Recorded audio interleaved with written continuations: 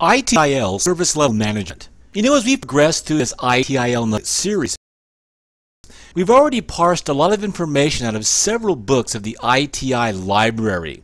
We just finished, as a matter of fact, a chunk of knowledge from the Service Transition book as we looked at configuration management. Well, now we're going to dive into the OGC's Continual Service Improvement book. The one with the 5-armed starfish on the cover.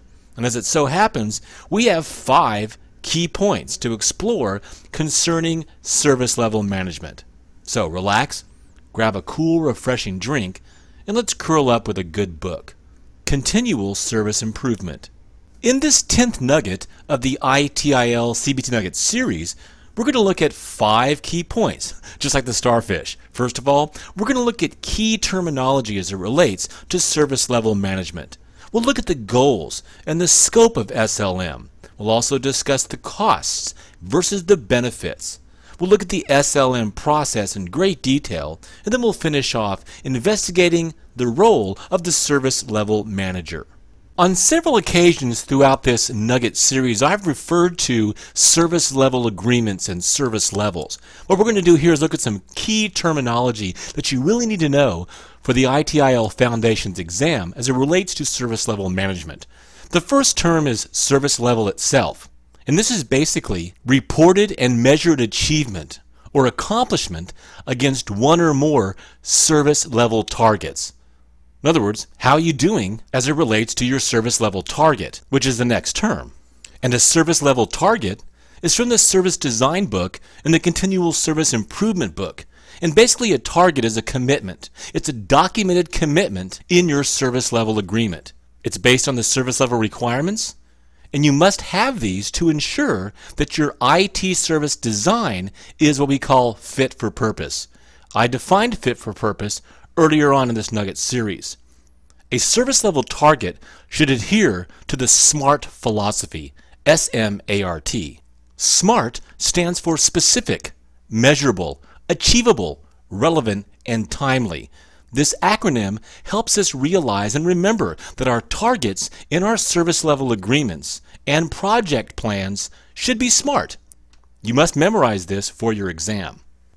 That being said, a service level agreement is an agreement between an IT service provider, like your company or your organization, and a customer or a user. The service level agreement is going to define the IT services, the documents. It documents the service level targets. Again, the targets need to be SMART. And it's going to designate the responsibilities of the IT service provider, what you're going to provide, and what the customer is going to provide. Keep in mind, a single SLA could cover a bunch of IT services, or it could even cover multiple customers with a blanket agreement. An SLA can also be referred to as an operational level agreement, OLA. SLM stands for Service Level Management. Again, part of the Service Design and Continual Service Improvement books of the library, the SLM process is responsible for negotiating our service level agreements and making sure that they're all met. SLM is the blanket governing process for ensuring that all IT service management processes, operational level agreements, and any contracts are appropriate for our agreed upon service level targets. SLR stands for Service Level Requirement. A service level requirement is basically a requirement for the customer. Okay, it's a customer requirement for a certain aspect or a certain area of an IT service. For example, as a service provider, you might provide hardware and software solutions, but the customer is going to provide the training. Or the customer would provide the hardware and software, and you're going to provide the tech support and the service desk. SLRs are based on business objectives, and you use these SLRs to negotiate your agreed upon service level targets. Another example of a requirement in a service level agreement is where the demarcation point is going to be for your network connectivity to a service provider. Again, you may be the customer, you may be the provider. Where is the CPE, the customer premises equipment, going to be stored or located? Is the CPE device or devices going to be located at the customer premises side, or are you going to have the CPE devices at the service provider? That would be a good example of a service level requirement. Next, we have what's called a service hour. A service hour is an agreed upon time period. This is the period when an IT service, a particular IT service, should be available. For example, Monday through Friday, 8 to 5 or 8 to 6, except public holidays. If you're doing huge migrations or data backups, these may extend to other hours. For example, the middle of the night, early in the morning, or maybe even on the weekend. It depends on your organization. Think of a service hour as kind of a billable hour when an attorney or an accountant is available. And finally, we have SCM, Service Capacity Management. SCM is responsible for understanding the performance and the capacity of all of our IT services. Problem management, availability management, capacity management, change management, and the resources used by each IT service, as well as the pattern usage over time. This is determined by collecting, recording, and analyzing data that will be used in different types of plans, by different committees, steering groups, or working groups.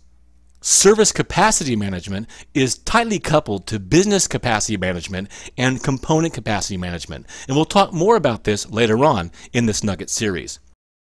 The main goals of service level management is to have an ongoing campaign to maintain and enhance the quality of IT services in the organization or the business.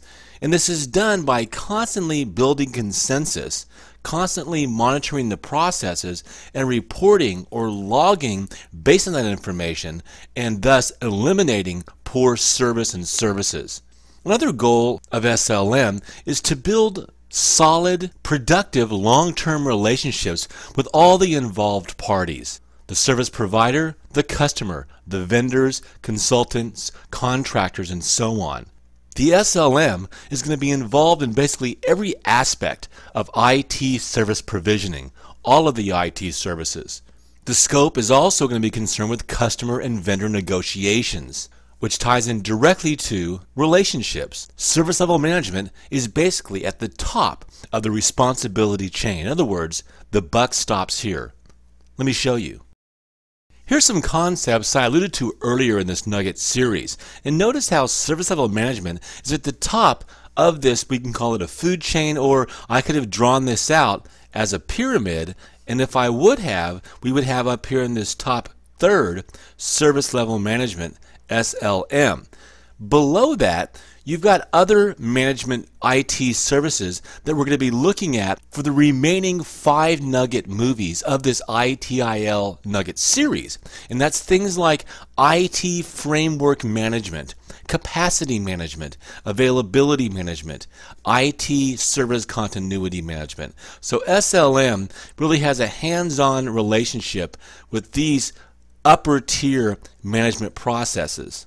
As a matter of fact, these upper tier services, service level management, availability, IT service continuity, capacity, and IT framework are often referred to as the tactical aspect of responsibility. And then down here what we have is really 2 different categories. You've got problem management and change management, which we know are tightly coupled. But under problem management, you've got the service desk and incident management. And under change management, you've got release management and configuration management. And you may actually design your ITIL service solution this way, partitioning up these different management responsibilities to individuals, to working groups, to steering groups, to teams based on these modular approaches. Now, this is the tactical aspect. Down here we have what is called the operational responsibility. Think of this more as kind of the hands-on.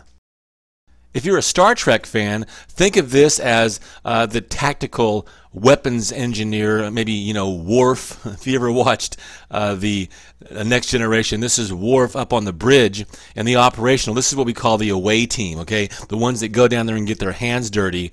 And as you know, when they sent the away team away, any of the personnel who had a different colored shirt on, chances are they aren't coming back. So, but that's not the case here. But kind of look at it this way, as tactical versus operational. These are all under the umbrella of service level management and that manager or team of managers. Obviously, service level management is one of those things that's going to be very particular to your organization or your business type, But that being said, there are some costs to take into consideration before you put together your service level management solution, as well as, of course, many benefits to following the ITIL recommendations. First of all, as far as costs are concerned, realize that a lot of research has to be done in advance. A lot of informed decisions with customers must be made. Therefore, the lines of communication, the communication channels between you and your customers, between the service providing and the customer service, must be free-flowing and more than adequate. Other costs to SLM are the staffing costs, personnel, accommodation, coming up with specific solutions, specific components and products to meet the needs of the organization and the business. Support tools, which generally comes in software and software licensing. Of course, there's hardware costs, servers, network infrastructure, database costs, and of course marketing. Marketing these services, advertising them to your customers. Now, these are some costs. Now, what are the benefits? What are the benefits of service level management, which we, of course, defined in the beginning of this nugget? Well, SLM is going to lead to improved relationships with your users and your customers. It's going to improve and validate the customer perception of information technology, and that's typically through management of the service desk. But there are other IT services as well that are going to be presented to customers that are going to be the interface, the look and feel of IT. SLM allows you to create a clear demarcation point between your different IT groups and between IT and your customers. And that's very important because you have to know where the communication lines are, where the demarcation points are for responsibility, for delegation, for accommodation, for staffing, and for allocating all the different tools and hardware for the solutions. Service level management allows you to isolate targets for enhanced measurement, enhanced reporting. This is an ongoing assessment of the process.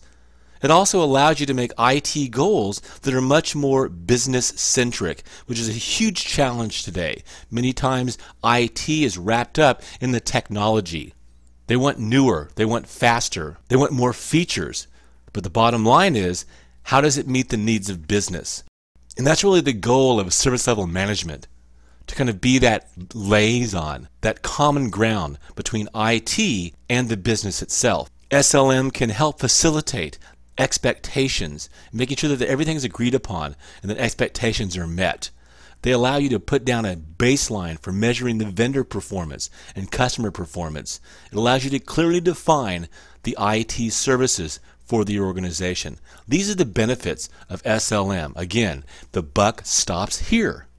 Like all of the other IT services, the service level management module or service has its own activities or its own process. And also like the others, there's about 6 or 7 steps to this process: identifying, defining, finalizing, monitoring, reporting, and reviewing. This is the process. But remember, this is a high-level tactical approach, as the service level management team and the manager serves as the interface or the liaison between IT and the users and customers and others.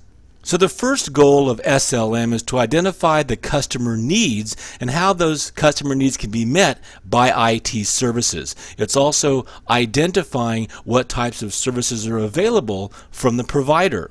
Identify and define the customer needs in the service level requirements. This should be done on a regular basis. It should be initiated by reports, reviews, summaries, and it should be done at the request of the customer or for the overall benefit of the IT organization. This could be a new service or it could be an existing service that we're talking about here. The second step is defining the scope and the depth of the customer requirements, all under the umbrella of service level management. This is going to be done according to the ISO 9001 model. And we talked about this earlier, the quality assurance model. So the design process should follow several steps: design, develop, produce, install, and maintain. Once all the specifications have been put into place and the IT organization has effectively translated the business needs into IT configurations, IT resources and services, you can then draw up or modify documentation. And that's the finalization process, or finalizing, or we could call this the contract phase. Of course, this is going to deal with our service level agreements. And the service level agreement will be based on a wide variety of aspects. The physical nature of the organization, its geographical distribution, its complexity, its scale, cultural aspects like language. Is it profit or non-profit? What are the policies of the organization? The nature of the business activity. Are they 24/7? Do they work 8 hours a day? Are they basically a global web-based business? Are they a mom and pop business that's regionally located? Okay, all these types of things. Then once you get to past the contract phase, then of course you're going to want to do an ongoing monitoring. Monitoring the clearly defined service levels in advance and make sure they correspond with the agreed upon objectives. Again, these service levels have to be monitored from the point of view of the customer or the user. Don't just limit it to the technical aspects as an IT geek, okay? Also take in the customer's point of view. As a matter of fact, you should begin there. When we're talking about the technical objectives, we're going to be relying upon availability management and capacity management that we're going to look at later on in this ITIL Nugget series. Along with the monitoring, from the monitoring will come the logs and the documentation and the reporting. Okay, this is an ongoing process of creating service reports at different intervals, and these should be documented within the service level agreements, comparing the agreed service levels to the actual service levels that are being measured and delivered. You want to know about availability, you want to know about service downtime, average response times, transaction rates, functional errors, okay? Any frequency or duration of service degradation, how many users during certain peak periods, successful attempts to get around security, unsuccessful attempts to get around security, service capacity, changes, the costs, all these things should be reported. And finally, you'll go through, as a service level management team, a review process, perhaps every 3 months, perhaps twice a year, perhaps on an annual basis, reviewing the entire process at regular intervals, comparing the new service level agreements to the previous review that you did, let's say 6 months ago, tackling any problems that are related to the services, identifying service trends, identifying new technologies and new possible changes to come in the next 18 months, for example, implementing any changes to the service level agreements, to the service level requirements. Also, assessing the consequences of failure on the part of the customer or the vendor to provide the agreed upon service levels. This is the service level management process: identify, define, finalize, or contract phase, monitor, report, and review. Finally, let's talk about the service level management team manager. This could be the team leader. It could be the leader of the working group. Typically, though, SLM itself is a team-oriented function. The goal of service level management is to manage the interfacing between customers and IT. And so I cannot emphasize to you more how important it is for this manager or the leader of this particular team to be somebody who has a deep and wide knowledge of network infrastructure, of computing, of all of the services that organizations use, from database services to network bandwidth services, mail services, collaboration application services. They need to have a deep and a broad knowledge combined with excellent interpersonal skills. Think of this person almost as an ambassador to another country who has a deep and experiential knowledge of that country that they're an ambassador to. So they are an interface. They are a liaison between IT and customers. Remember the customer here, this is a different kind of term than the customer, the person who walks into a 7-Eleven, for example. Now, the SLM manager is an advocate for both the customer and IT. So they walk a very fine line. They're almost like a real estate agent who is a broker representing both a buyer and a seller, which, as we know, can be fraught with all kinds of problems. So this person has to be very patient, very knowledgeable, and also very diplomatic. Okay? They need to be a facilitator. They need to be a problem solver. They need to be a consensus builder. he or she needs to be able to bring parties together and, if necessary, arbitrate conflicts between these two parties.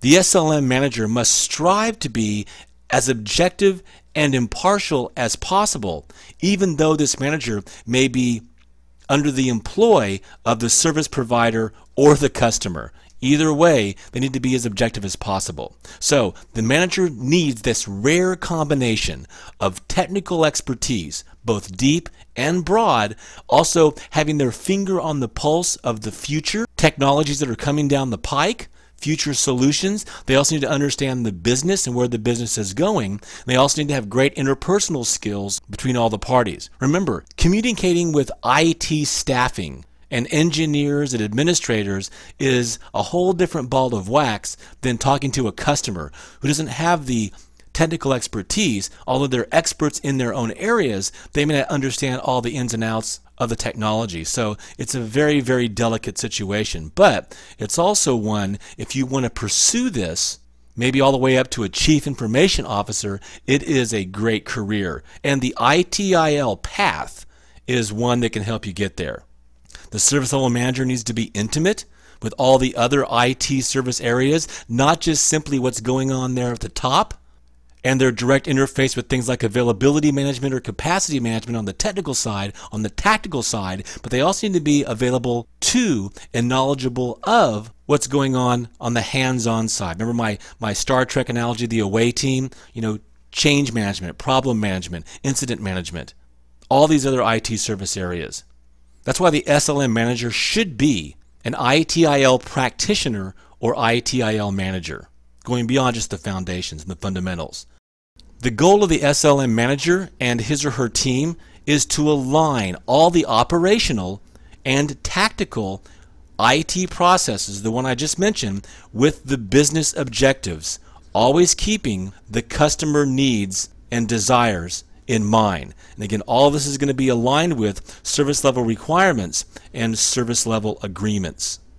Let me just tell you from experience, if you were hired to be the service level manager or to be on this team of people, one of the first things that you want to do is, after you assess the entire organization and business, is put together some type of awareness campaign. And this is where kind of marketing comes in too. And I don't want you to think of marketing. There's this new show on TV on AMC called Mad Men, and it's about all these advertising guys from the early 1960s. Fascinating show, because you kind of understand where all of our advertising and marketing comes from. But when we talk about marketing, we're talking about awareness, okay? An awareness campaign to give individuals the information they need about all the processes, all the things that are under development, and understanding and getting buy-in and support from all the parties. Because as a manager, you have to clearly define the tasks, who are the authorities, who has responsibilities with all of the IT services and all of the IT processes,